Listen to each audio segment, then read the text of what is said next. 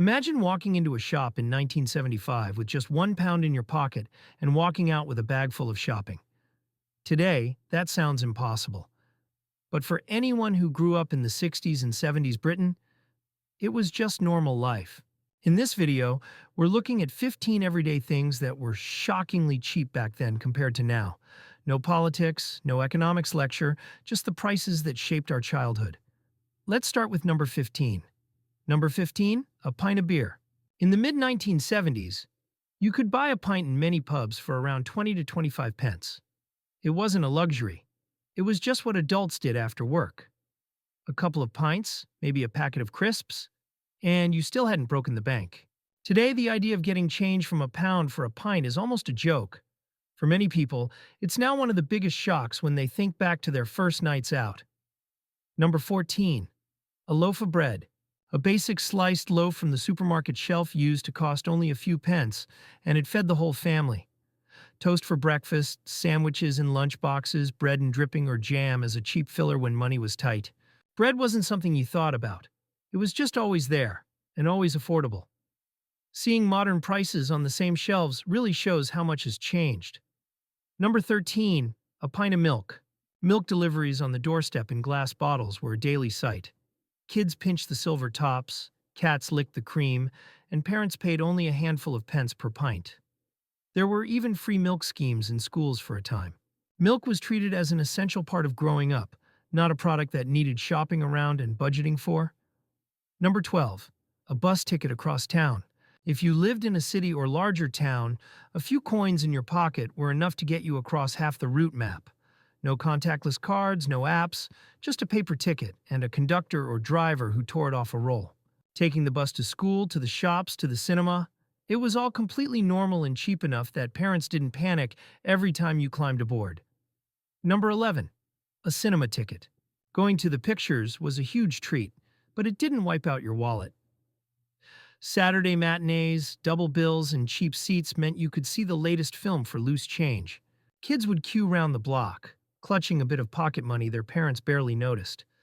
Today, a family trip to the cinema can feel like planning a mini holiday. Number 10, petrol.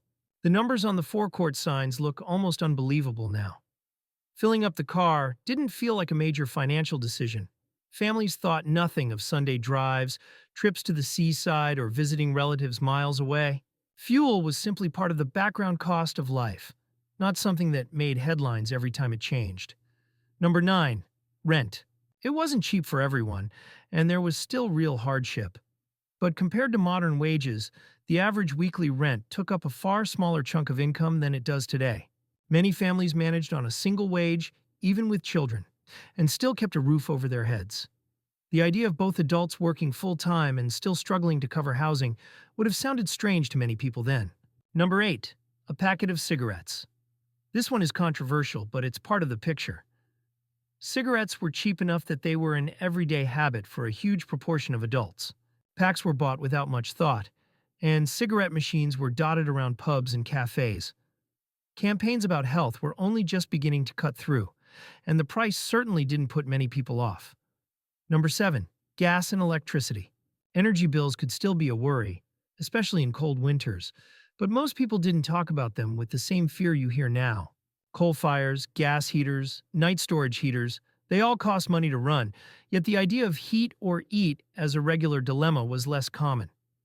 Keeping the house warm was something you grumbled about, not something that pushed you towards crisis. Number 6, a basic family holiday in Britain. A week at a caravan park, a boarding house at the seaside, or a simple campsite. It wasn't free, but many working-class families could manage it if they saved carefully. Kids remember slot machines on the pier, sandy sandwiches, and cheap ice creams more than anyone remembers the final bill. Package holidays abroad were still a luxury, but getting away somewhere wasn't seen as impossible. Number 5, school dinners. Opinions about the taste vary wildly, but one thing was certain. They were affordable. Parents paid a small amount per week, and children got a hot meal in the middle of the day. For some kids, that was the most substantial meal they had. Today, the arguments around the cost and quality of school food are louder, and the prices are far higher. Number 4, a takeaway fish and chips. Wrapping rustled, Vinegar hit the back of your nose, and you didn't need to empty half your bank account to pay for it. A chippy tea was a regular family treat rather than an occasional indulgence.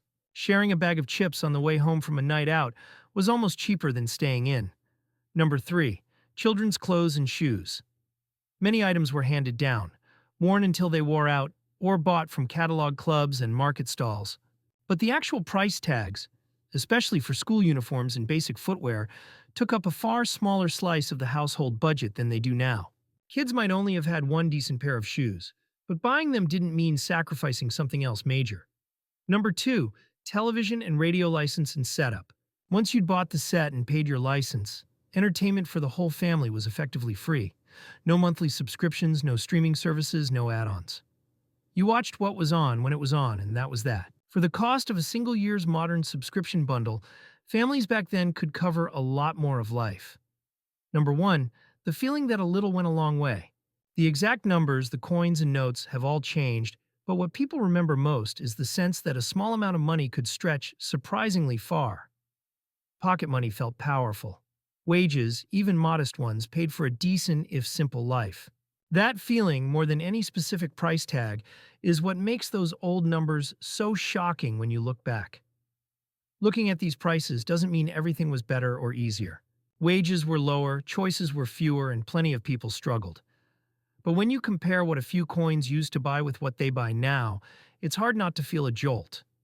Which price from your own memory feels the most unreal today? Share it in the comments, and if you'd like more trips back to the Britain we grew up in, don't forget to subscribe.